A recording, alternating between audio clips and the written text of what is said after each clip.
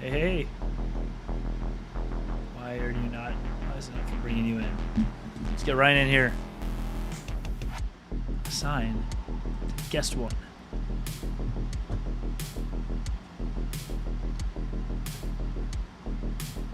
I was running around here. I just got done putting the boys, or at least getting the boys partially put down. All good, dude. All good. Let's get your camera overlay in here. Where are you? Cool. Uh-oh. Your camera is now turned off. My camera? Yes. Huh. You were there for a second. Oh, hold on.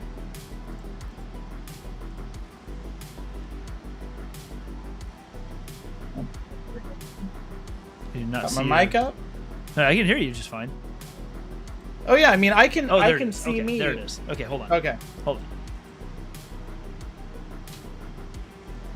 Let's go overlay, camera, Ryan Rose. There we are. ECam, Hello. keep calm and carry on. Oh yeah. You know what I need? I feel like I need one of those that says just don't panic. Because I really need to, I need more Douglas Adams in my life. I do. One that says like don't panic and another one that says always bring your towel. Always bring your towel. Exactly. Always bring your towel. Yeah, always bring your towel. One of my favorite things is constantly telling my kids, like anywhere they're going, I'm like, did you bring a towel? They're like, what the hell are you talking about? Hey, why would I bring a towel? Stop telling me to bring a towel, Dad. You're weird. It's always helpful to bring a towel. It is. You never know what you're going to need. You never know. Yeah, it's the single best piece of advice that I can give. That and sunscreen. Okay, well, there's that too. Yeah. So thanks for all the fish. The I had to make notes. I got mine too. But what's funny is that I have a notepad that I normally use for the show, and I was racing around this afternoon and then into this evening, and I was like, oh gosh, like I didn't write down all the things. I know I'm gonna forget them. So I like spent all this time like making sure that I like filled the tiniest square here with all of these little notes that I can't wait to go through. I know. I've got my... I have like a smattering of Post-it note colors because I just love having colors everywhere. But I actually typed these up a little bit ago. I was going back over like memories of the Clone Wars because I'm like, yeah, but which one do I choose? There's so many in my mind. And I gotta say, so there's a podcast I've started listening to that I'm really enjoying called Dark Side Divas, Star Wars podcast. Fantastic. They are snarky and like not safe for work, and they're just fantastic. They're hilarious as hell to listen to. But their whole show, they've been going through the Star Wars Visual Dictionary or Visual Encyclopedia, Visual Dictionary, and like page by page, basically going through the entire thing. So every episode is basically a page out of that. But recently they've been going through the Clone Wars, and they got to a place. I think they're episode 50 or 60 now, and they're at a place where they've been doing episodes on the battle at Umbara. I don't remember if you remember that arc. It was like 4 episodes long, with Pong Krell, the Jedi Master who has 4 arms, who like is horrible. Oh, lost your audio.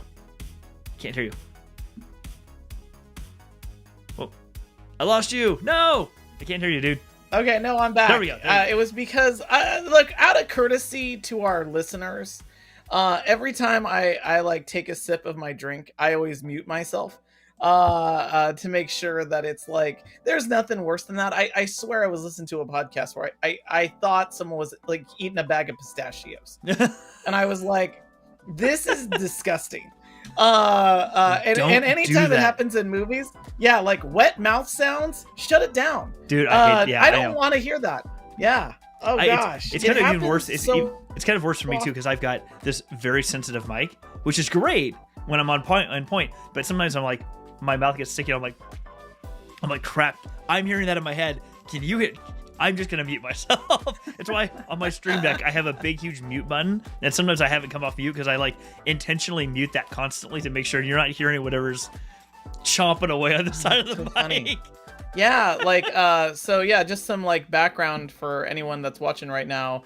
Yeah, like there's a lot of work that goes into making sure that we don't like gross people out.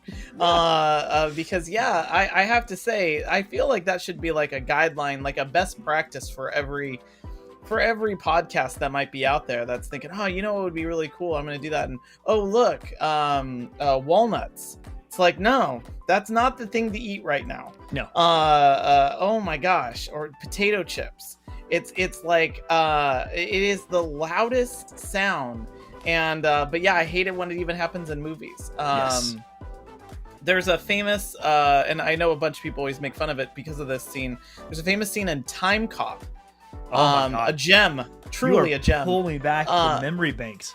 Wow. And 100%. His hair in that was fantastic. Yeah. Okay. Oh my gosh, he's got a what is it? There's a podcast that makes fun of that movie, and they talk about how he's got a grief mullet. The Ron Silver's in that movie, and he is eating something in like the back of a van or like the back of a limousine or something, and they like kept it in. They kept in all the audio of him eating, and it is the worst sound. It's like there's another sequence I'm trying to think of was Winston Churchill, and he's like, the actor's like eating soup. And oh my gosh, it's miserable. So yeah, every time I take a sip of my drink here, I always like go and mute and then unmute, and you caught me in the bridge. So anyway, but you were talking about an episode, or actually a series that I actually have on my list. So I'm excited about that. You're on mute now. 100%. Did we plan this? Shut it down. Black it out, everybody. Like, good night, everybody. Have a good We're night. done. I'll see you later. We're done. Yeah, that's it. I'm gonna Black just it go out. play with my lightsaber Yeah. for a while, and we'll just come back another time. It'll be fun. Yeah. Turn it off. Turn it off. We're done now. Be like, Yeah. Alexa, shut the light. There you go. Yep. Nice. All right, let's get into this. Let's do it. Let's do it.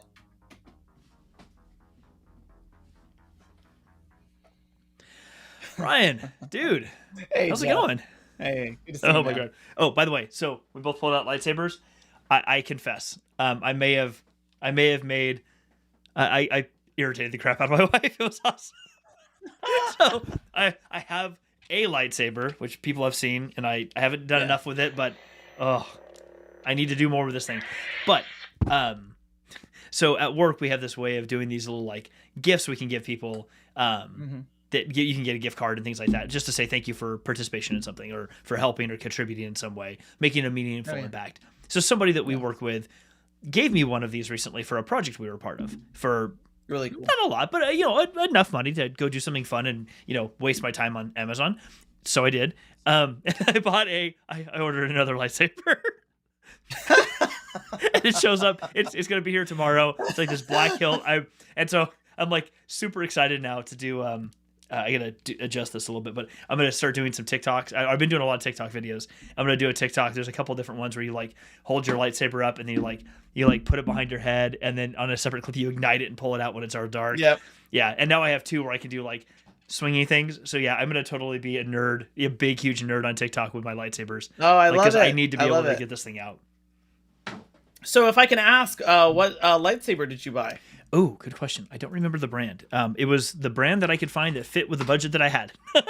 Right on. No worries about the brand. Is it like a movie? Is it like is it prop like? Is it like something we've seen before? No, is it it's custom? it's more like the lightsabers that we're seeing everywhere that are designed for like spinning and like stunt style. Like if you were gonna actually like battle with it, whatever else. It's not designed to look like some like movie Jedi's lightsaber. It's a pretty standard sort of look. I'll try to find the brand name. I forget which one it is, but it's LGT. It's by a company called LGT, which apparently is one of the more like common lightsaber brands. Apparently they also do a lot of work for people out there who want to sell or make their own lightsabers, like make a business out of selling lightsabers. So apparently you can contract with LGT to basically make a run of lightsabers for you that are kind of customized for your business, so to speak. but they had it for the price that I wanted to spend, so I got it. I don't know how good it's going to be, but apparently you could change the sounds and you can change the colors on it. So I'm super right excited on. about that. It's a black hilt, so I'm pretty stoked. It'll be here tomorrow. Yeah, that's awesome. That's really cool. I have this really interesting thing that's happening because, Christmas is around the corner, and my kids are coming to me with things that they're hoping that Santa is going to bring them. And my sons have recently got into like lightsabers, and this is actually one that one of my kids said, "Oh, I should bring this onto the show." This is actually one that my daughter got when we were at Disneyland. It's the Luke Skywalker lightsaber from Return of the Jedi, and of course, has all of the regular sounds. If I could get it to activate here, of course, the demo. Right when you're doing a demo live is when it fails. Oh, there we go. And very nice little item. But what's really funny about it is that my son came up to me, and he's really getting into Star Wars now. He's 4 years old, and he said, "Daddy, I need 2 lightsabers." And I was like, "Oh, got it." And he's like, "Green, blue." And I was like, "Oh, perfect, got it, green and blue, you got it." And then he came back in my office a little while after that, and he said, "I need 3 lightsabers." and I was like, "Oh, 3, huh?" And he's like, yeah. Blue, green, and red. And I was like, oh, well, got it, good, okay. And then he walked out, and so then he comes back and he says, "Daddy, I need many lightsabers." And I was like, "Oh, okay, I got you, dude." And so then I'm glad that that's the conclusion he got to. It's like, you know what? I've realized I need multiple of yeah, them. It's just gonna have to be a thing. I'm not gonna even put that out there that I'm not gonna number them. No, why? This is scope creep. I'm going to just tell him many lightsabers. What's funny is I have twin sons. For people that don't know, I have twin sons, and obviously both 4 years old, both kind of coming into this like world of the holidays, and they could not be more different. They're just opposite numbers. And so James is like, "I want the colors of the rainbow. Get me all of the lightsabers." And Henry came and I was like, "Do you want a lightsaber?" And he was like, "Yes, black and white." And I was just like, wow, only this kid. Only one of them was like, "I need every color." And then the other guy's like, no, just black and white. So basically what you're saying is he needed a dark saber and a purified saber. Nice. I like that. Yeah, okay. All right. It's funny though, and I know that we're gonna jump into this topic, but the thing that you were talking about with the lightsabers, the only thing I'd bring up is I'm actually kind of sensitive about the lightsaber sound effects and how they are in movies and how they are in toys. And I thought for a while Disney was doing a great job with it, which was if you bought a certain lightsaber, depending on the crystal or thing, or even a chip that you put in, like there was one that was like, it was even like a cheaper lightsaber, but it was just little crystals that you could put in. And if you put in the yellow one, it had the Luke Skywalker lightsaber from Return of the Jedi sound, that really hyper spring sound. You put the blue one in and it's kind of a classic sound. You put the red one in and it's more of that, that sound. And now it's like all lightsabers make all the sounds. I kind of I'm not trying to be like a stickler for the rules on this. It's just one of these things that it's so funny how it's like, oh, you can I think it's great if you want to customize it, but I think it's funny now how you'll be watching a movie and a lightsaber will go from making one kind of sound to making another kind of sound, and it's just like, oh, what's the fastest clip of sound that we could get in there. So I always think it's funny how now you can really customize it, and I think it's great, and I think you should give people the ability to do that. I'm hoping they can kind of get a little bit of more rigor though around how they use all those sounds, because it seems like everything makes every kind of sound now. Yeah, I get it. I mean, I get it from like an accessibility perspective. They want to put things out there that many people can enjoy, whether they're big geeks on it or not. I'm also very much in your camp too, where it's like, these nuances matter. It's like when I talk to people out there, like, words matter. The words you use mean something. It's important to use words in a way that conveys your meaning. And we've talked about it too, like sounds, like musical score in a movie or a TV show, the sound effects that are used, the background sounds, the ambient sounds, all of that creates creates its own version of the story that you're participating in. And down to your lightsaber, the sound makes a difference. If they all sounded the same, if everything was the same, then it's all the same. And like there's no uniqueness. There's nothing overly interesting other than, look, I have a lightsaber. But then it ends right there. But the sound effect, the fact that like in this case, your hilt is different than my hilt, it creates a character in and of itself, which is kind of cool. I'm not gonna lie, I wouldn't have noticed it until they started messing around with the revisions to the original trilogy. The biggest one being when Luke and Vader have their first confrontation, and he pulls out his lightsaber and he kind of like brings it up into frame. They replaced the original sound with the sound of his lightsaber from Jedi, and so it has this like pew kind of like sound, and I would have never noticed it except for the fact that that's not a sound from that movie, and they kind of like worked it in. It's also, there was a short amount of time where in the Blu-ray they were having that problem, where the lightsabers and even the colors were weird. Like I remember when Luke's on the Millennium Falcon training with Anakin's lightsaber, it's green. I mean, it's white in the original theatrical cut, but then it's green for a moment, which I've always thought was like, again, I would have never noticed that stuff except once they started fiddling with it. It messed with the whole like design or the design aesthetic of like, oh, like this is how this movie works. So yeah, I think the one that before we get into the Clone Wars stuff, the edits that bothered me the most, and actually maybe that's a whole episode we should do too, but yeah, I feel like we should. There's one that's in my mind, and I'm trying to remember. I feel like it was, but correct me if I'm wrong. Was it in A New Hope?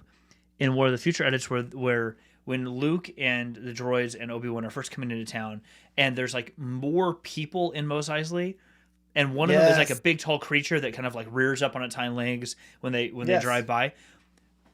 I absolutely hated all that. Hated. Yeah. I still do. And I'll tell you why.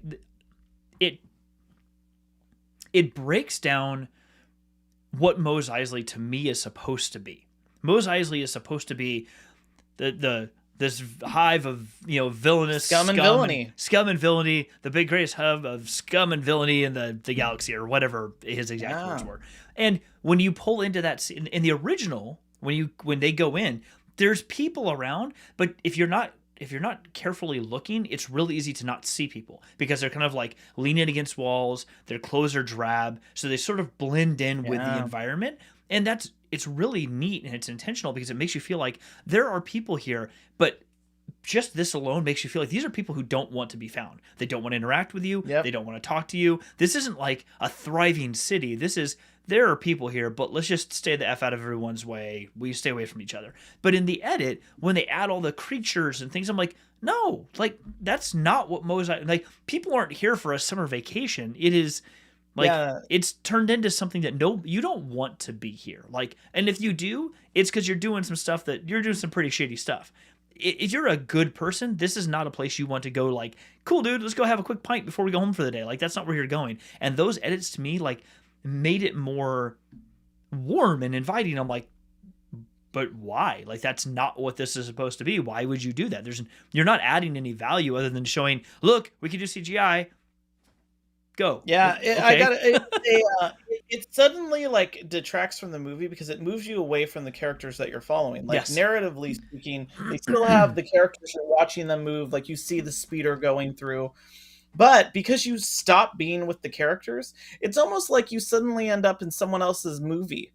It was like you wandered away from the movie. Because if you really want to have that sequence where the thing rears up its legs and then you cut to Luke, and Luke is like, oh crap. And it's Obi-Wan who's like, hey man, like settle down. Like you can't, don't act nervous. Otherwise, you know what I mean? Yeah. Like that would have been okay because then it's adding to the narrative. You're learning that, hey, that's come so to find true. out, Obi-Wan's showing up at this place often and knows how to handle himself versus Luke, who's like, I'm just a farm boy. I don't know what's going on here. But again, it's because it's this weird moment where you just kind of like wander away. You wander away from the movie for a second. You do. And, I completely agree with you. You know what it just made me think about?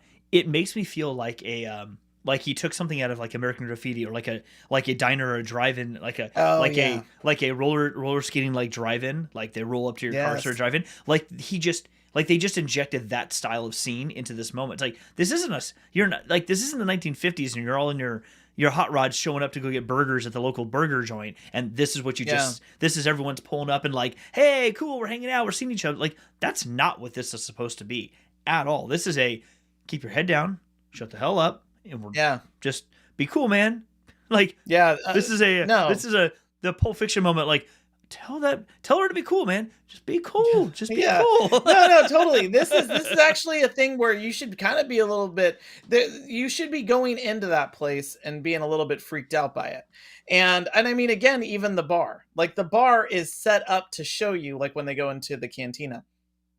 The bar is like, even when he says, "Watch yourself."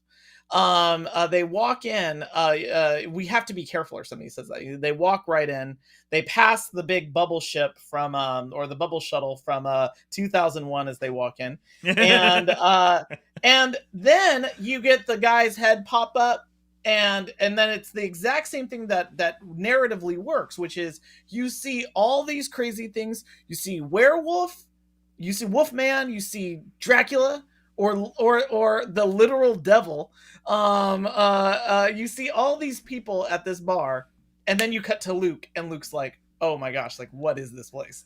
And even C-3PO, which I don't know how they're able to like have that robot face emote, but he just seems to be able to emote. Like, Anthony Daniels just did such a good job. Like, I don't know what it is. It's the body movements or something. Like, I got exactly what 3PO was putting down at that moment. But yeah, it is just one of those things where we should totally do an episode all around those changes, because there were things that I really liked. There were things that I didn't need. Like kind of the things that you're talking about. I will say what's funny is my kids are catching on to weird things in those movies, the added scenes. Like, I think it was my daughter talked about the like, oh wow, like when he steps on Jabba, that looks really weird. And I was like, yeah, that's because he wasn't there. They shoehorn that in. But yeah, there's did I talk about this in the last episode?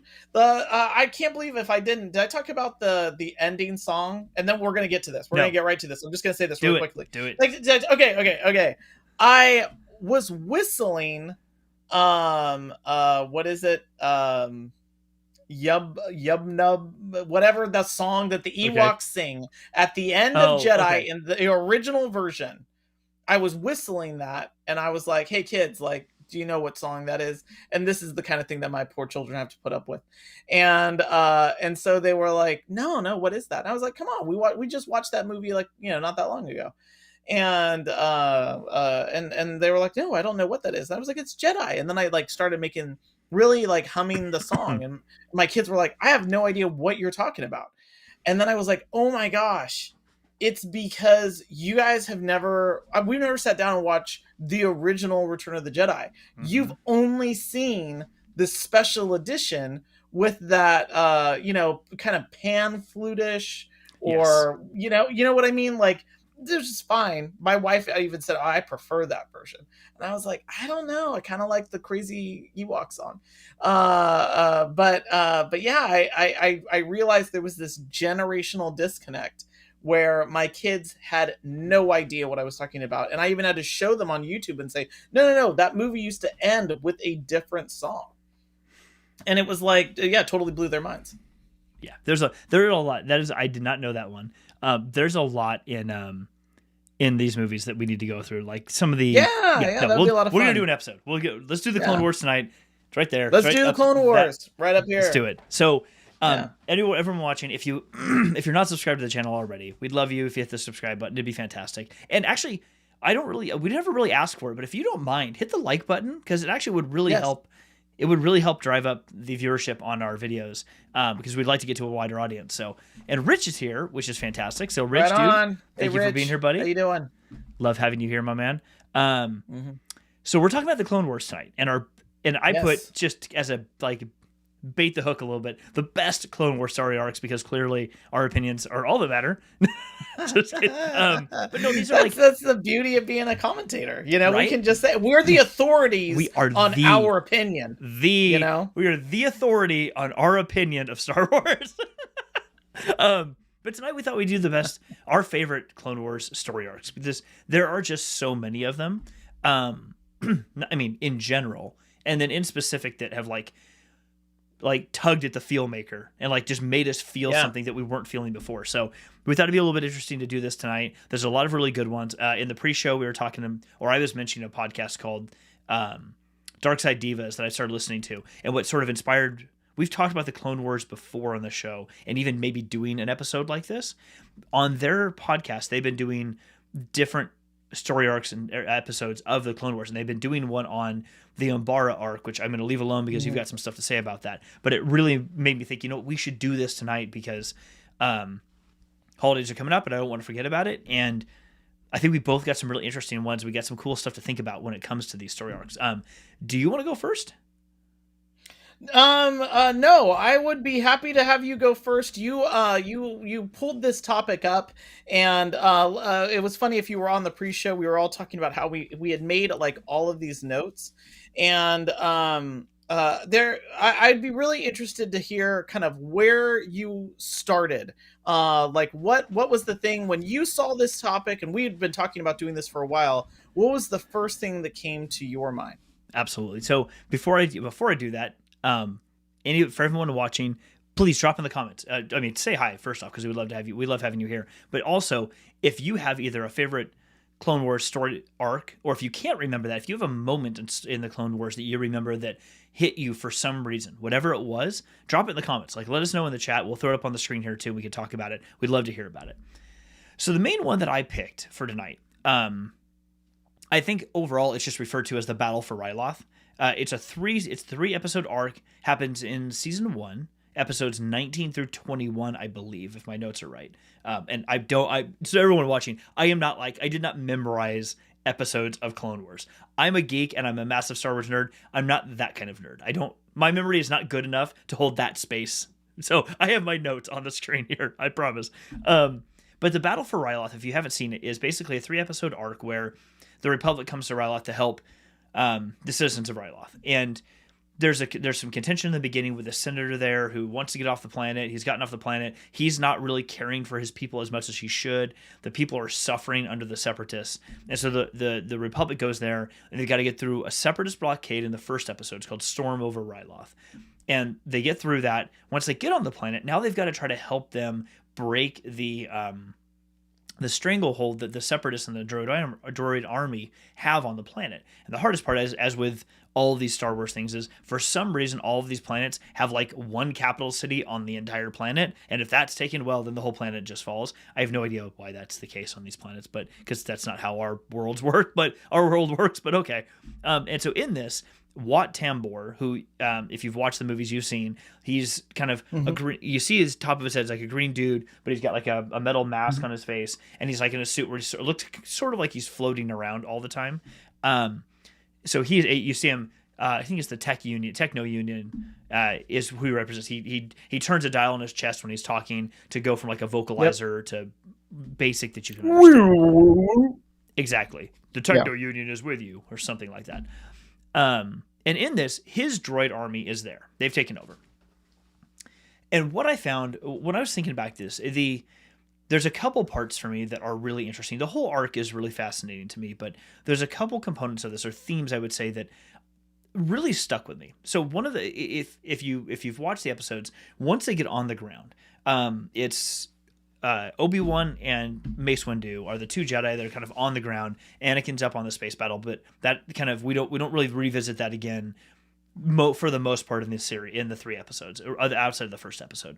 So it's Obi-Wan and Mace Windu, and most of it is around Obi-Wan and then specifically Commander Cody, so his main clone partner. And in one of the episodes, they bring in Ghost Company, who's under Commander Cody's purview, and what they've realized is that the Separatists have these proton cannons. They're able to fire up into space, and they're causing all kinds of havoc with the Republic. And so the Jedi want to take it out. They want to get rid of it. And what happens is they're going through the rubble of the city, and the clones are realizing that the droids are just destroying. They're doing like urban warfare where they destroy like just every home on the way to where they're going, but they're finding no people. They're not finding bodies. They're not finding anything. They're like, this is strange, all this destruction, but there's nobody here.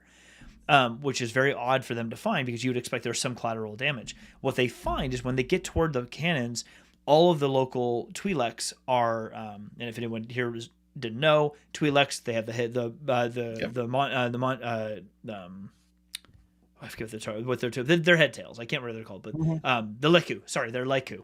They have their Leku coming off the back of their head. They're from the planet Ryloth, primarily from the planet Ryloth. Anyway, they have found that the droids are using them as basically human shields to prevent the Republic from firing on the cannons.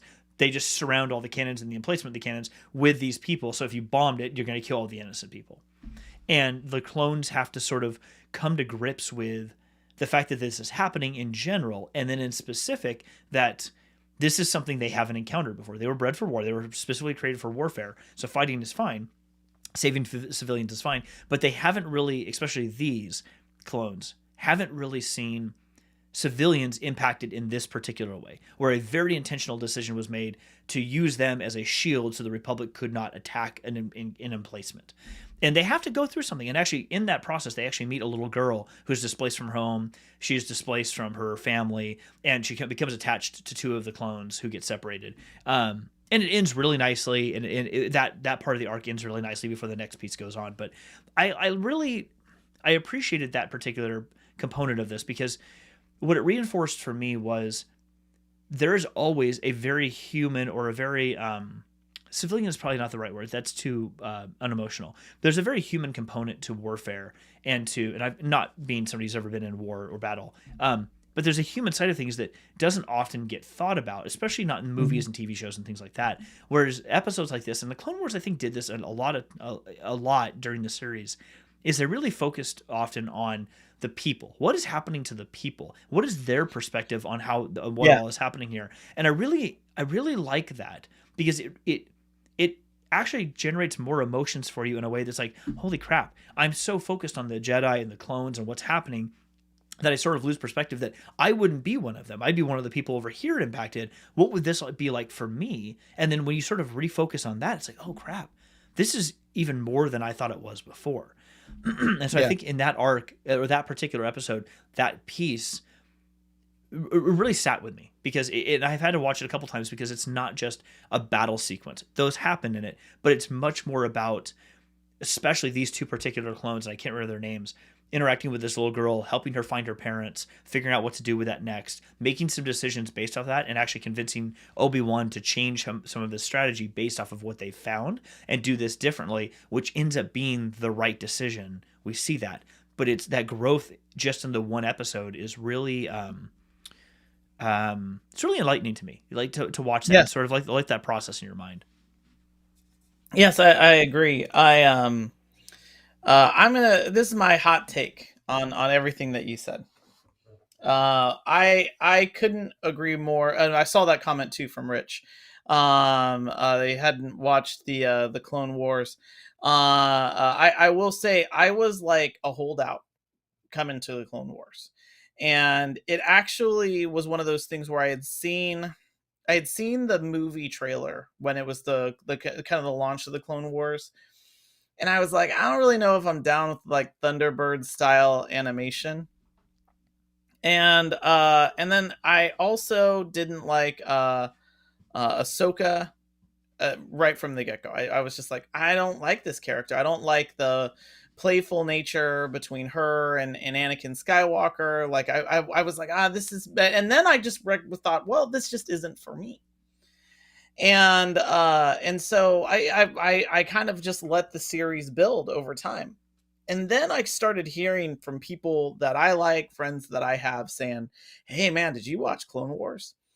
And I said, no, I'm not watching it. And they're like, oh man, like there are some pretty intense episodes that have come downstream. And like there's been the whole thing about the Mandalorians, and there's all this like stuff with the clones. And so I think I also had a little bit of resistance to it because I liked the original Clone Wars that the guy that did Samurai Jack had done. And I was like, that's already a really great bridge between episode 2 and Like episode 3. Gendry Tartovsky or something. I think that was something like Yes. that. Yeah. Yeah. So I'm a big, huge Samurai Jack fan. And I loved the story that was in the second season of the Clone Wars cartoon that was oh gosh, the Nelvon Warriors that Obi-Wan and Anakin are on while the planet is being taken over. I really felt like that itself could have been a really great episode 2. But the thing that I had to realize, just to what Rich is talking about with having never watched it, is I like I said, was a slow convert, but it's because of all the reasons that you just talked about, which was the Clone Wars. When I started watching it, I didn't realize that thing that I would like about it is that it's paced. You spend a series of episodes typically with a storyline and a set of characters. And you're not trying to rush off to this planet or that planet.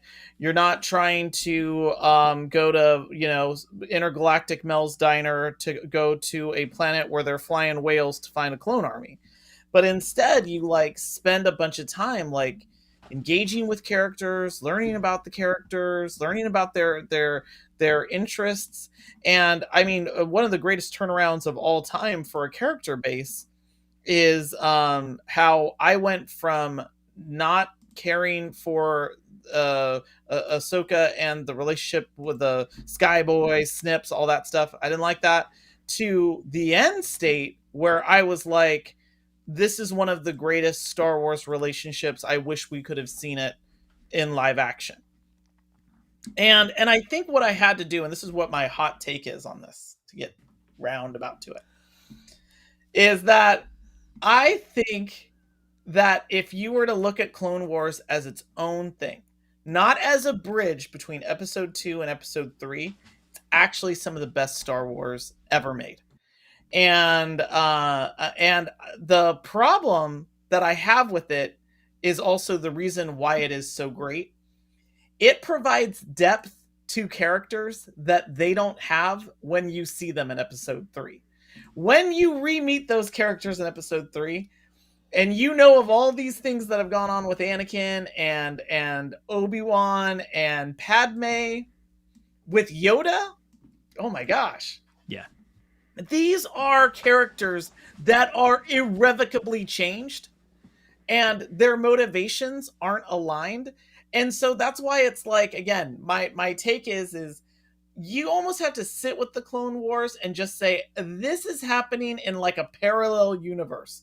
This is the Star Wars multiverse that's happening, where I'd love to see the episode 3 that actually takes place after the Clone Wars. Mm-hmm. Because I feel like it's with the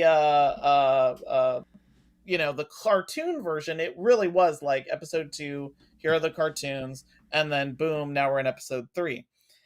This feels like episode 2, all these other things that are going on, all these crazy things, crazy developments, and now we're at episode 3. Yeah. And it's not a straight line that you can draw between them, because there's so much depth to this. I mean, Obi-Wan and Satine's relationship alone, had you said the word, I would have left the Jedi Order. Yep.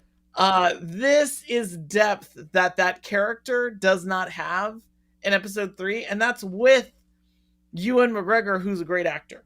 So anyway, that's like my general thesis statement about these Clone Wars story arcs, is that they are so great for the reasons that you said. And I feel like it's like that because it's a military reel too. Like it's like the news reel, like, at the Clone Wars, at the front. Battle for Ryloth. Yeah, and so it feels like the World War II kind of newsreels that I obviously I didn't watch in the theaters, but were available in theaters, and so it's these reels, and those reels almost always typically talked about the human story, the work that went into soldiering or what was happening on the home front, and that is these stories here. It is a intergalactic war that is being fought by individuals, even clones, and you spend time with them. And I'll pause because I'm sure you've got some thoughts on this, but that's Yeah. my hot take: is that it's so much depth, it's so great. I almost can't say it lives in the same universe between episode 2 and 3. Yeah, I think you're right. And one of the biggest disconnects that I had is when the Clone Wars ended. Even when season 6 ended, and then they created season 7 later on. Yep. But when season 6 ended, the way that it ended was like beautiful, but it left a big gap between the ending of that and Revenge of the Sith, which by itself is not terrible. Like, that's okay. It's okay to leave some chunk to the imagination that some other stuff happened that led up to that point. And in season 7, they did actually recover a lot of that, which was pretty cool. Although I didn't pick that story arc at the end of it, which is one of my favorite story arcs of all time. The last, is it 3 or 4 episodes of season 7? I forget how many. It's either 3 or 4. When we're with Ahsoka going to try to help, we help Mandalore and stuff happens. I won't spoil it if you haven't watched it yet, but they changed the intro roll to each episode, and the music changes, and it is almost a lack of music, and it is I get even just thinking about it right now, I get goosebumps. I've rewatched that arc many times because it's beautiful, and it's sad, and it's meaningful, and it makes you realize what everyone really loses when the Clone Wars actually ends. It's more so than Revenge of the Sith does in spades. That arc at the end of season 7 of the Clone Wars gives you all of the feelings in like 3 episodes that you could possibly want or need to know about what was gained and what was lost by the Clone Wars happening and completing the way that it did. And to Rich, to answer your question, you will absolutely need to binge watch them. Yes. Excuse me. It's not watching the Clone Wars animated series, I promise, will give you a whole new perspective on what Star Wars is as a storytelling mechanism and as as just content in general. The Clone Wars will dramatically change how you view Star Wars. Put the movies aside and just watch these. They're easy to consume. They're short episodes. Some of them just go for like one arc, one episode at a time. Sometimes the arcs are like 2 or 3 episodes, but there are several that are 3 or 4. Even I think there's even one that's like 5 episodes long. Like, there's a couple like that, and they get intense. Like, they're not just doing simple topics. It's pretty interesting. But I wanted to wrap this one up so I can hand it over to you because we're going. This is taking forever. No. This is exactly what this is about. I mean, Yep. I feel like, especially if you've not watched these, and I feel like I was one of these people that was like on the sidelines for a long time, and I almost don't even want to admit like what actually convinced me that I ended up playing Lego Star Wars, the Clone Wars. And I was like, wow, these characters seem really cool looking. I 100% need to watch some of these episodes. And it was like, and it just happened that someone on YouTube had ripped a bunch of episodes and put them online. And so suddenly I was able to watch them very easily. And they happened to be the Boba Fett. The Boba Fett. Oh, yes. And I don't know what it was about that. I've got that on my list here. Boba Fett with the clones. I have the young Boba Fett with the clones, and of course his then adventures with bounty hunters. But I don't know what that was, but man, that sucked me right in. Yeah, like it was awesome. Yeah. I guess going ahead. I'm sorry, I interrupted you. Because you were wrapping up your thought. It's all good. So the last one I wanted to there's other thoughts I have on this arc, but the other one that I really wanted to get at was when it gets to the last episode, we see Obi-Wan, but primarily Mace Windu and Cham Syndulla. So if that name sounds familiar, it should, because Cham Syndulla was Hera Syndulla's father, or is Hera Syndulla's father from Star Wars Rebels, which is a whole other series we'll get into another time. If you haven't seen that series yet either, it's also amazing. But anyway, the episode is all about Mace and the Jedi and the clones building some trust, or gaining some trust, with the local rebellion who's trying to rebel and fight back against the Separatists. And try and fight back against actually the senator, who they see as like selling them out and not taking good care of them. They disagree on how to run the planet and all these things. And the people look more to this kind of rebel leader than they do the senator, which makes the senator mad. And there's just a problem there. But they gain the trust, and there's a series of things that happen. We also see a lot of the power of Mace Windu. Like you get to see Mace Windu for a brief period of time in his awesomeness. And you're like, oh, this dude's a badass. Like, he is 100% epic badass. Don't mess with him, because he's all business, and he's really good at what he does. But what I really appreciated was the foreshadowing of Cham Syndulla and the local rebellion, the foreshadowing that we're going to see of the rebellion that we all know and love from the original movies later on. Like, that's what to me, it foreshadowed that coming later in a small form for their planet, but not I don't mean the rebellion itself and the construct of a group that is rebelling against another group. What I mean is the people and why they are doing what they're doing, why they feel like they need to rebel, why they feel like they need to organize. You get to sit with that for about 20 minutes and learn that and understand that. They have to build a relationship together to figure out how can the clones, an established army, the Republic, who these rebels kind of want to fight against too, but they really have to fight against the Separatists now. Why are they doing what they're doing? Why is that so important to them? And the clones and their Jedi general have to understand. They have to, before that can happen, they have to really be in those folks' shoes. And I really appreciated that, because it brought myself into, this group doesn't exist because they want to. It is not what they want to be. They do not want to be fighting. They don't want to organize. They don't want to be shooting people. That's not what they want. They're doing what they believe they need to do to save their home and their family and their people. And when you see it that way, I think it resonates with everybody, because you're like, okay, I can understand. I'm not saying I agree with their actions, but I get it. Like, I get why they did this. And I think that story mechanism alone was super important to tell in season 1 specifically. Like, that needed to happen early on in this show, the show run, because it really starts, it sets a tone for, like, this isn't just going to be a war series. Cool, there's battles and fights. No, this is more. We're not going to do it all right now, but you need to know now that this is going to affect civilians. Understand that, because it's very important to the overall story. I really like that.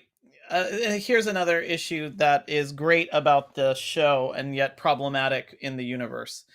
By the way, Joseph Lopez's comment here about the father, brother, and sister arc gave me chills on my note here. And again, I tried to shove all that I could on my one little note. Mortise is right here on my note. Love and that. So I'm gonna swing back to this, but I just want to say really quick, one of the great things that happens in Clone Wars, and one of the problems that I have is that it humanizes the clones. and to a point that there were clones that I liked, that when they died, or when tragic things happened to them, or when they discovered conspiracies, and then of course died. This was like painful. These were great characters. And there's a chip in my brain. There's a good scene. Wait, there's some like, okay, gosh, see, I keep like going, and then I want to take a step back. Pull back in. So let me just say this. You're setting up a good segue to Ombara anyway, so just run with it. Run with it. Okay, so and this is what I mean by like it doesn't fit, because when you go in the clone troopers and the stormtroopers, especially at the end of episode 3, and then when you're going through the stormtroopers in the original series, although I'm sure people will say, oh no, the stormtroopers are just recruits, or even worse, they're child soldiers. it was easier when they were just faceless things Mm-hmm. that were just like, they had no emotion. They was almost robotic. And instead you see these clones that you just like start to understand, and you feel their grief and their pain. And one of the episodes is that Jeff was talking about, and I actually spent a moment here to go and find the voice actor that did General Pong Krell. Oh my The gosh. voice actor's name is Dave Fennoy. He does a lot of voice acting. This guy brings this story to life. He's in The Walking Dead, the game. He's in a lot of different things. But there is this there is a series of episodes. There's the episode is Darkness on Ombara. And I remember seeing this character kind of come to pass. He's modeled off of Dex in the episode 2, the Dex's Diner. So he's got 4 arms, and he's got two different double-bladed lightsabers. One is blue and one is green. And this is one of these like fog of war episodes. This is one of these things that, like, if you like Apocalypse Now, if you like Platoon, that's the better analogy. uh this is Platoon in the Star Wars universe, where you have a Jedi general who goes crazy and starts to pick off his own men. And it's one of these things where in a world where you're accustomed to the Jedi being the heroes and the stormtroopers or clone troopers being the villains, you are nervous for them. You are like, no, you got to get out of there. You've got to look out for number one. And they're of course trained to follow the direction of the Jedi. And there is I brought up Apocalypse Now because there's something very like Kurtz like about this, where it's like the characterization is played like, when you've got a Jedi that's got 4 arms, these double-bladed lightsabers, just a big character, there is almost a menacing, like, not to mix up my worlds here, but it's like Kingpin. If you're following like Kingpin in either the Spider-Verse or in the original Daredevil series, I won't bring up anywhere else. But if you, he's a menacing figure, and suddenly these characters that are disposable, the clones, they don't you don't want them to be. You care for them, you're worried about them, you want them to overthrow their own leadership. And so I would just call that out as just one of the really great examples of the episodes that I felt that they had somehow humanized the clones, Yeah. a group of people that are identical. Which, It's by the way, you start to realize they're not identical. no, they're They're not. identical, but they work really hard to have their own identities. Yeah, it's that arc. Joseph put this up there. Darkness on Umbara. That whole arc. For actually two data points on Pong Krell. If anyone hasn't seen these yet, or if you have and didn't notice them, his double bladed lightsabers. If you didn't notice these, they are hinged double bladed lightsabers. So if you remember seeing in Rise of Skywalker or Last Jedi, where Rey sees herself as the Dark Rey, and Dark Rey is holding up a lightsaber that is like, it is 2 blades side by side, and then it folds down and becomes a double bladed lightsaber. That's what his lightsabers are. They're double bladed, but they are hinged, and he wears them folded up so he can hold them like that, and then unhinge them to become double bladed like sabers. It's or batons basically, or whatever you want to call it, staffs. Sorry. But also he is 7'9". And Yes. all of the clones are bred to be 6 foot even. So he towers. To your point, like he isn't just an imposing figure because he's their Jedi commander. He physically towers. Like he is immense. I mean, and that neck waddle doesn't help either. That massive guttural thing on his neck doesn't help. But the dude just towers over these clones, so creates an imposition upon them when he's around them. And then to your point, like we have spent this entire time in the Clone Wars humanizing the clones. They have their own names, they have their own personalities, they have tattoos, they grow hair, they don't grow hair, whatever. And then he just goes instantly into their numbers. And he has like memorized all the soldiers' numbers.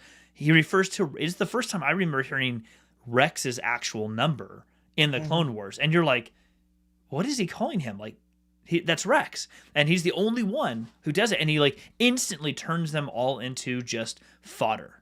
He just knocks them back down to like, you are just tools that I can throw at the wall and let's just get through this battle. And that's all it is.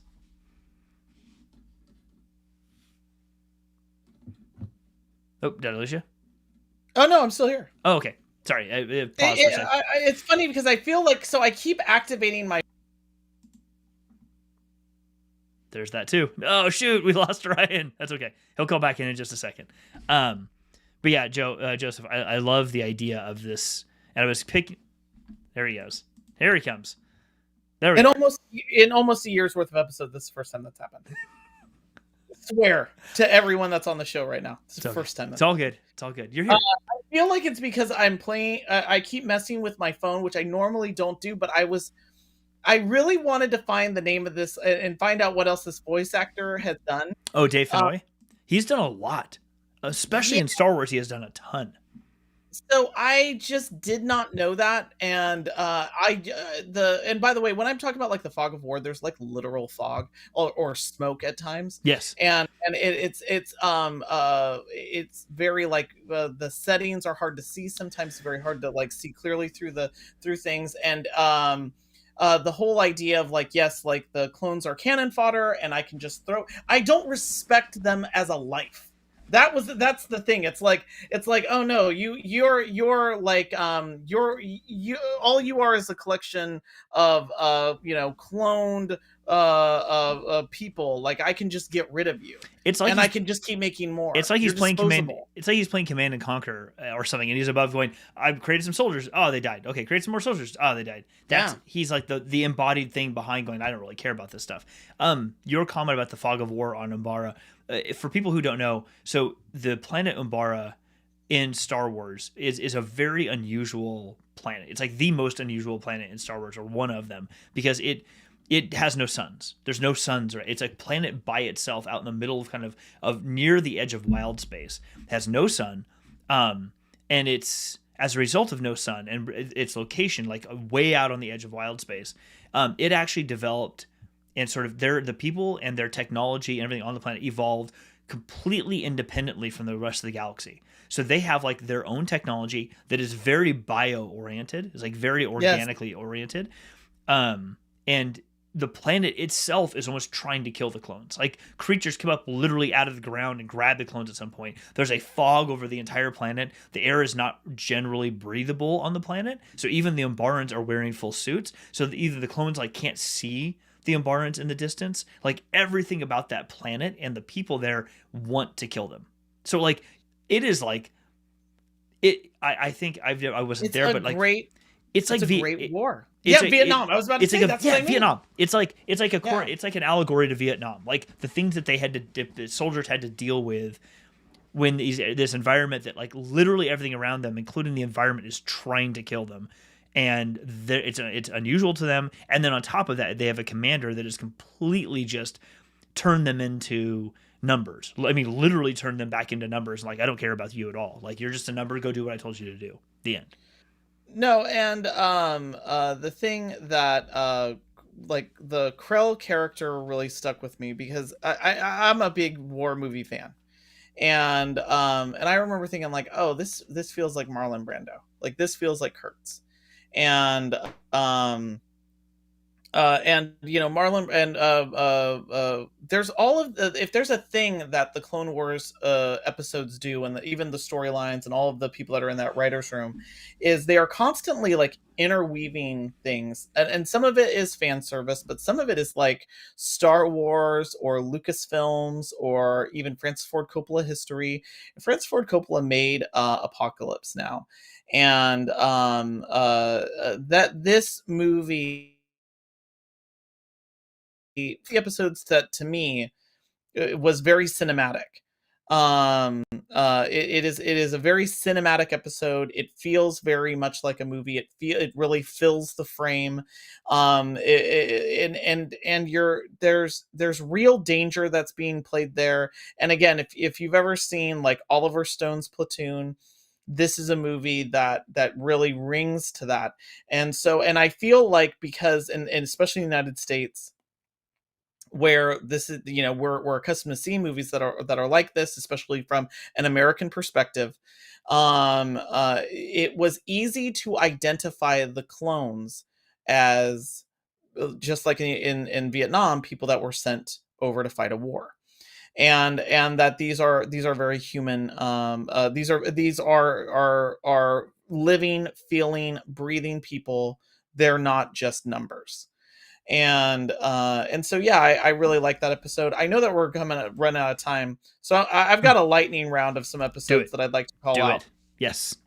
Okay. I love legitimately everything that has to do with all of the Mandalorian stuff. I don't care if anyone's sick of it.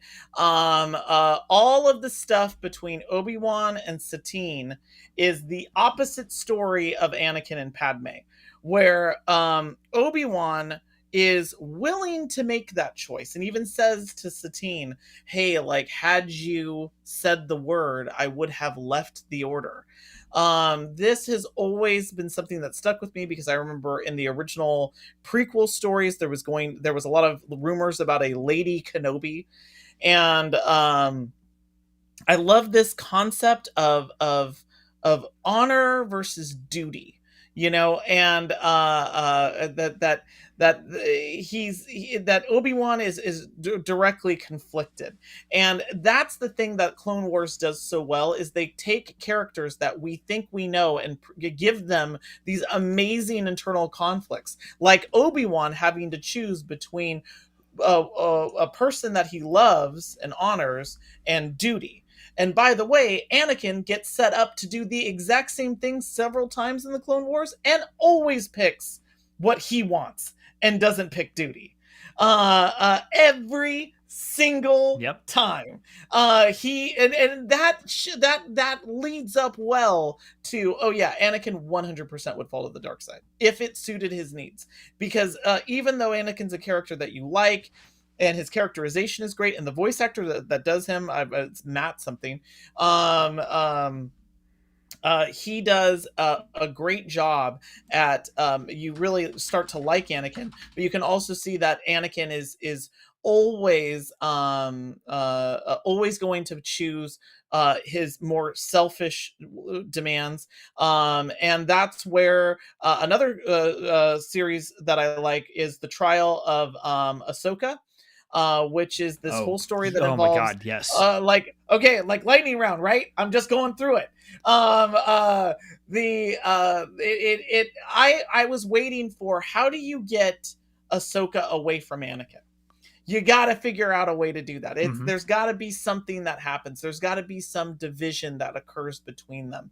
And it's not a division that occurs between Anakin and Ahsoka. It's a division that occurs between Ahsoka and the Jedi.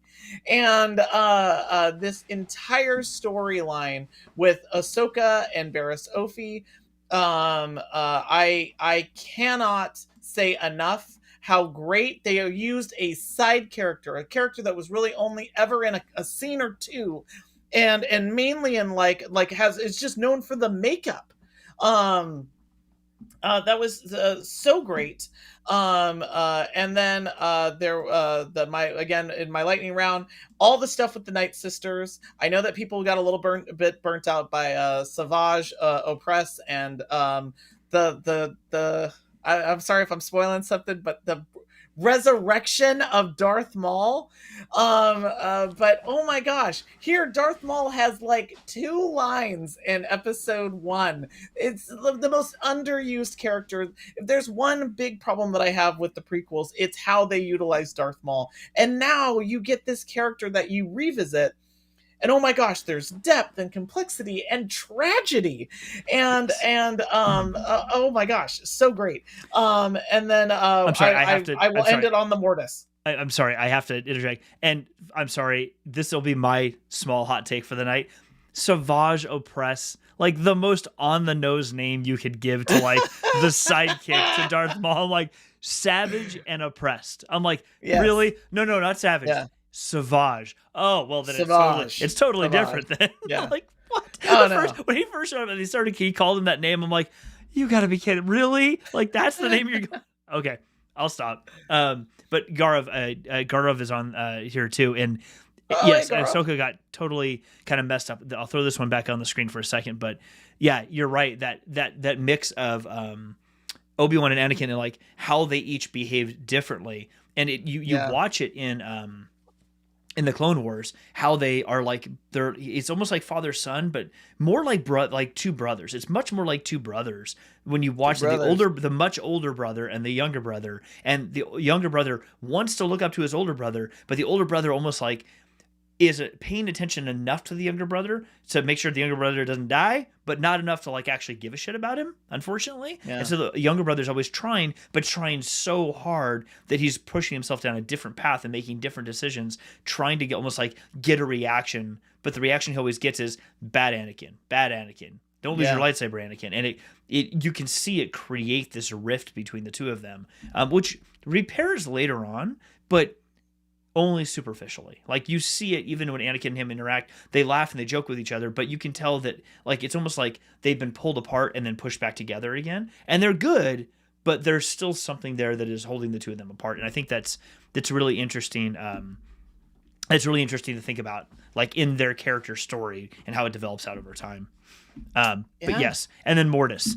Oh my God, the Mortis. I think they actually edited one of the scenes and they took out a piece that they originally had in, which was when the brother actually interacts with Darth Revan and someone else. And then there's the scene with Anakin and he starts hearing all the different voices everywhere. But like that scene where like the brother actually interacts with like Darth Revan and somebody else, you're like, wait, the first time I saw it, I'm like, what? And then I think at some point they actually removed that from the episode.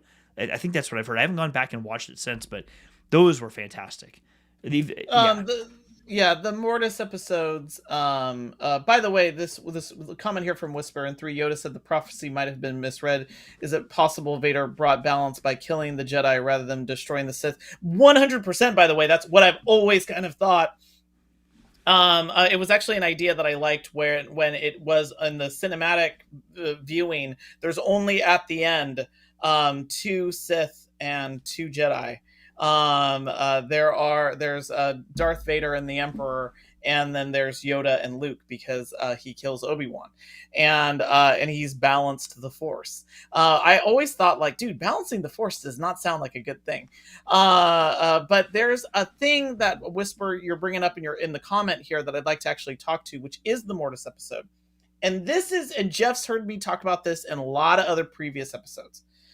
But I wish episode 1, I think the prequels would have worked better if it was dealing with a mythology.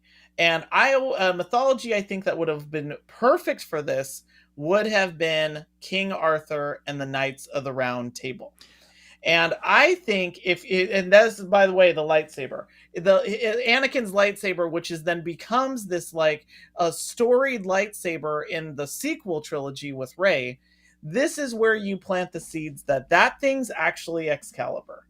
And that's when you get this concept of the once and future king in Arthurian. This is what episode 1 should have been. Episode 1 could have been that storyline of, we don't even see Anakin or Obi-Wan in episode 1. It's actually taking thousands of years, place thousands of years before, maybe on Mortis. We didn't get that. So then Filoni and everybody that's involved with Clone Wars comes up with one of the greatest mergers of Western religion, Eastern philosophy, and the Star Wars understanding of its own mythology, and creates this center place where you have the father, the son, and the daughter, and their representations of the Force. Yes. And you actually get to spend time. By the way, if you watch if you only watch a thing, I would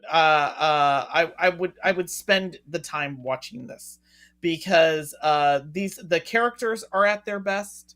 There's an amazing character shift for Ahsoka that she has to deal with in the storyline, and there's this really great understanding of what it means to be the chosen one for Anakin. Yes. That this is what it means to be the chosen one.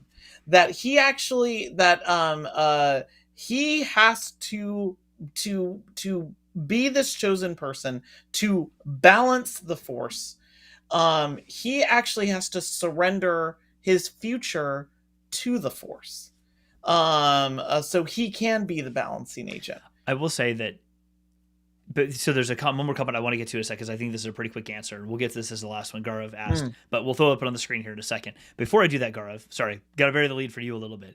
I agree with you 100%. And what I find so fascinating is it's something you and I have talked about before, and something I've talked about with people, which is I don't think you can ever actually have balance, both in our real lives as people, like work-life balance. That I think that's a complete farce. You can't have it. You can create a rhythm where you have highs and lows, and at the end of it, there is a rhythm that works for you that you can maintain. But this idea of like the scales of Themis holding two things completely equally, it's not possible. And I think what they were actually doing was, with the idea of the father, the brother, and the sister, the brother being the dark side, the sister being the light side, they've never really fought each other. They've had spats, but they've never really fought each other. And the father being the mix of the two, holding balance.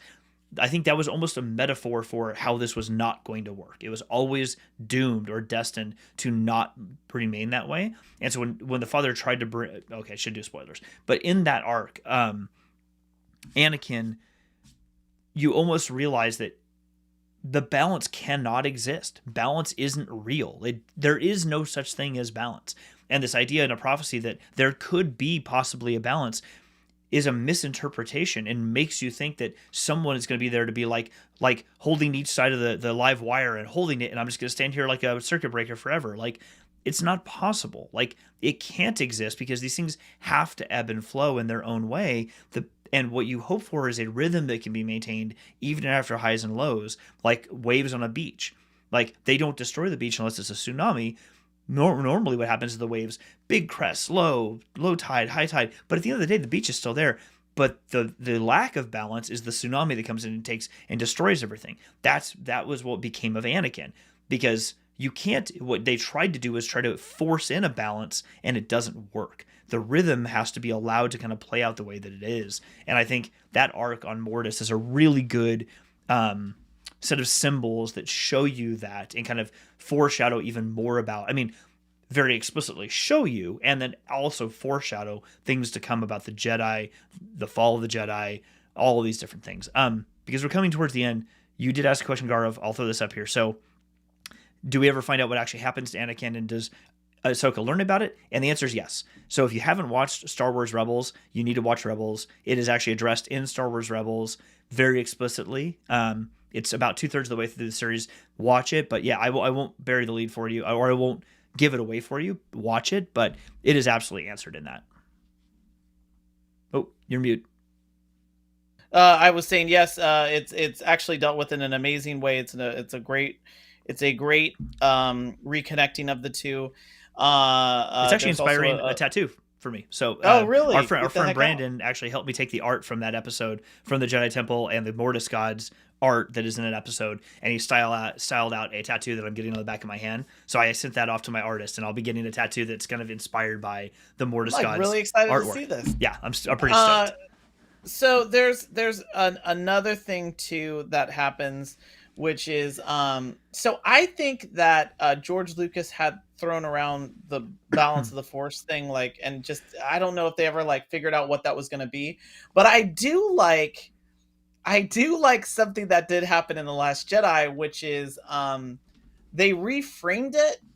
And he reach out, Ray reaches out with her hand, right? And he's like, no, reach out. Oh, reach out with my feelings. Yes, reach out with my feelings. So reach out, and he says, what do you feel? And she says, I feel the warmth of the sun, and I feel the cold. I feel I feel peace and chaos. I feel life and death. I feel like all of these extremes. And then he says, and what is between them? And she says, a balance, a force. And that's the thing that I like, which is it's not the balance. It's not the balance of the force, as in the force needs to be balanced, but that the force itself is the balancing act, is the teeter-tottering. It's the ebb and flow, the yin and yang of the universe. It's I like that as the concept, that it's not that the force itself needs to be balanced, but that the balance is the force. And it's almost like you're drawing a through line through everything, yes, rather than saying it has to stay perfectly balanced all the time. It's like, no, because a thing lives and then a thing dies. Well, yes, both things are not happening at the same time. It's alive and then it's not alive, and then a new thing is alive. Like in that simple metaphor, like, or the sun is up and then the sun is down. It's not up and it's not up at the same time. Like there, so the idea of the balance is exactly what you described. It is a through line that the universe is always striving to stay alongside. yeah, Where the problems happen is when some force or group of people forcefully push it out of that through line, which is out of balance, but not in the balance of like there has to be as much light as many light side users as dark side users. Like that's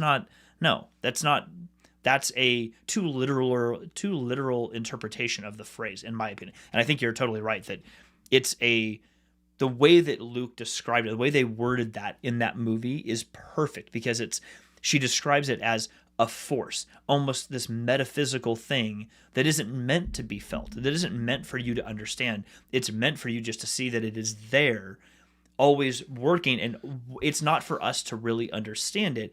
It's us to be sort of museum curators for it. Look at it. It's here. We know enough about it, but it's there, and we just need to understand that it exists.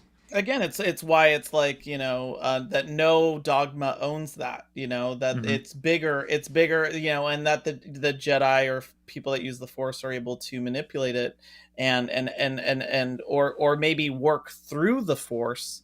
But I feel like some of the recent movies that came out, the Force, I'm with the Force is with me, I'm with the Force is with me, all that stuff speaks more towards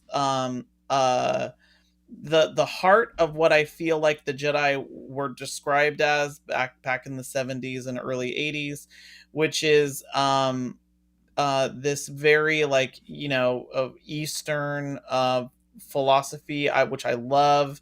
I feel like that's why you have both the light and the dark, and that those two things have to work together. I actually would have loved episode 9 to end that way. There was a question though that came up here.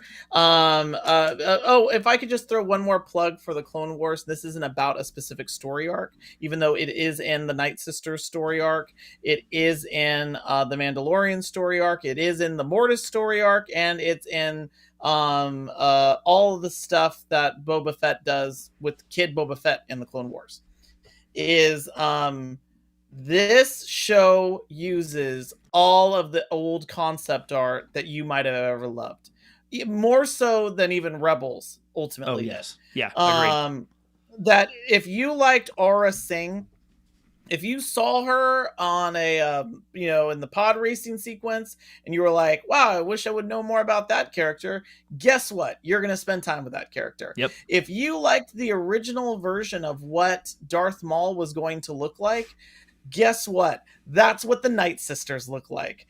If you liked any of the like designs that might have come out from the prequels, if you collected those books like I did, and wished, man, I wish I could have seen this design in action, those designs made it into the Clone Wars, and including the look and feel of things like the dark saber, or even the designs of the Mandalorians, the Mandalorian helmets, all of these things were all a part of those designs. And so if you're a big fan of Star Wars concept art that never made it on screen, the Clone Wars, any of the story arcs, you're going to see it. It's great. It's great. Absolutely. And it's so we should probably wrap up because we're a little bit longer than we usually go, which is totally fine. But Whisper, you've been dropping some great questions, and I don't want to ignore your questions by any means. Okay, we're gonna take them. These are longer ones, but I think so. This one I think is the easier of the two to answer, at least from my perspective. Before closing, do you think instead of the sequel trilogy, there should have been a story about Lucas characters? I think this is a harder question to answer because it's very subjective. I don't think that there should have been one instead of. Ryan and I have talked a lot about on a couple other episodes about how we actually thought that the sequel trilogy should have been at most two movies, Force Awakens and Last Jedi, and just ended with Last Jedi, for a lot of reasons. Or if they were going to do Duel of the Fates, it should have been what was originally set out to be done in that movie, and it would have been a much different movie and much more enjoyable, I think, from our perspective. But ending of The Last Jedi was a great ending to that. It could have been a fantastic ending with a boy sweeping by picking it up by the Force. You could have left it alone right there. But from my perspective, could have end it. I love excuse me. While I love the story of Palpatine and Plagueis. I love the Plagueis book. It is amazing. I've read it multiple times. I absolutely adore that story. I really would prefer to keep that either as the audiobook, maybe even a full audio drama, like a redo as a full audio drama would be fantastic. And I would really love to see that as maybe like a mini series that is animated. And the reason I say that is I think there's a tendency, and I'm not saying that this is bad, it's just my opinion. I think there's a tendency to want to put things like this on the big screen, so to speak, as if it's the medium of default where these stories need to end up, or they're not real stories, or they're not legitimate stories. And I think, as Ryan and I've talked about a lot in all the shows that we've done, in this past year, is there are so many other ways. I mean, hell, actually, even better, I think a run of comics that is like, take the book Plagueis and turn it into a very robust graphic novel that is a one-for-one. I would love that. A one-for-one of the book in graphic form. Yeah. I think that actually would be the best way to tell that story, because there is so much detail and nuance in that book that there's no way you would ever put that on screen, and no way you would successfully put that into a TV miniseries. It would have to be tuned and changed, because that's how that works. Script writing just works that way. Editing just works that way. But to put it into a graphic novel, you could literally tell the exact same story in a graphic form. And I think personally, giving you those visuals would be so amazing to see it in a graphic form. Personally, for me, my renewed love of comic books makes stories like that I would just prefer to have it that way, because I'm like, I don't need it on a big movie. I need it here. I need to know it, and I want to enjoy it. But I just don't feel like it needs to be, like, air quotes are on the word need. It doesn't need to be on a big screen, at least not for me. Yeah, I guess my thing on this is that my and I'll answer the other question about the really quickly about does Anakin sacrifice. I think it does negate it to a point, but I will say that Anakin sacrifice in Return of the Jedi is still, to me, incredibly valid, because it's the first time where Anakin puts someone else's needs ahead of his own. And he realizes in that moment, oh my gosh, like I can't let my son die. And that whole sequence, by the way, Sebastian Shaw, who got dealt dirty and got removed from the end of Return of the Jedi so Hayden Christensen could have that cameo. Sebastian Shaw does such a great thing in that moment when he says, he just delivers that line so well about, you were right, you were right about me. Tell your sister you were right. Like, gosh, like that's your dying words, that there was still good in him, and that he wasn't going to let Luke die. That to me that still makes that sacrifice worthwhile, although the sequel trilogy kind of messes it up a little bit, because then it's like, guess who's back? But the thing that I feel like To the second question there about the sequel trilogy being about other characters. Where's my Wedge movie, by the way? Right? Right, like Wedge Antilles, fighter pilot. I really think that, and this is my Star Trek reference for the night for Rich. Take a cue from Star Trek, not the thing that they keep doing recently, but the thing that they did back in the 80s, which was they set a series 100 years in the future from the one that they had. So that way it was all an open book and they could introduce brand new characters. And maybe it's just the ship's name that is the same. I would have loved to have seen some future state story where maybe it's just boo. I saved it for you, Rich. I would have loved to have seen a Star Wars sequel trilogy that's 100 years in the future, that that's dealing with a new threat. Tolkien, when he thought about doing a sequel to the Lord of the Rings called Return of the Shadow, and suffered because he was like, I don't really know how you top Sauron. I think if you go out 100 years in the Star Wars future, you could actually build a new threat and new Jedi that are trying to build on maybe a lost Arthurian style legacy of Luke Skywalker. What I really want, I know we got to wrap, but I know what I really want is what you just described, like go to a different time. I want two things. One, I want to see what they're going to do with the High Republic on the big screen or in TV series, whatever else, because that is a whole other era that we're getting with different antagonists, different protagonists. It is amazing. But on top of that, I want to see wild space or unknown regions. I want to go to man. After getting the Ascendancy books that we've got in the latest series with Thrawn. I'm like, forget any new series you're developing. Go to freaking the unknown regions. I want to hear what happens with the Ascendancy and all these different groups that are out there, because we're the Grisks and all these different groups that we've never encountered before, and some weirdness in that part of the galaxy. I'm like, I want to go there, because they've already introduced that there is just so much, even the races who live there, they don't even know about each other for the most part. Like, I want to see that. Like, that's all new that is getting into Star Trek realm where they're like, go forth and look for new civilizations and new life. Like, they encounter that amongst themselves in the unknown regions all of the time. Like, they could do this. It would be, I don't know. I want to see that. That would be amazing. Yeah, I'm also for like new styles of storytelling in the movies. Like, I don't need the 3-act play that ends with the space battle. My favorite of the Star Wars movies, which I know a lot of people share this, Empire, does not have a 3rd-act crazy big space battle. The battle's in the front of the movie, and then it's an emotional climax at the end, and it's great. So it's like, in my mind, like, go for broke. Like, let's go way out and tell stories that don't have to necessarily be reliant on all the other things. I know that that's a risk sometimes to take.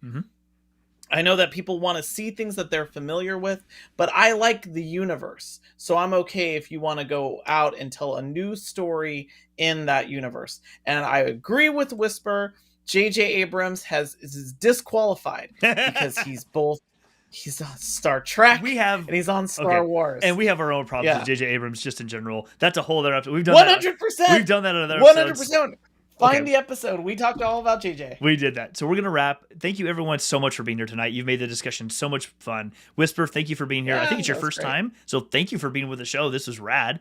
Hopefully we got some cool questions answered for you. Gar of Kana, dude, like, I haven't seen you here before, and this is pretty legit. So thank you for being here, buddy. And Rich, as always, because, it's Rich, and big crisp high five to Rich across the pond for us. Joseph was here earlier, too. So everyone, thank you for being here. If you're not subscribed already, hit subscribe. We'd love to have you be there. And if you liked the show tonight, please give us a big thumbs up. It actually really does help the videos out. We're going to get out of here. Have a wonderful night, everybody, and we will see y'all. Jeff, we're taking a break next week, and then we're going to be back the week after. No next week because the holidays. We'll be back the week after. Y'all have a great night. We'll talk to you soon. Cheers. Thanks, everybody. Bye.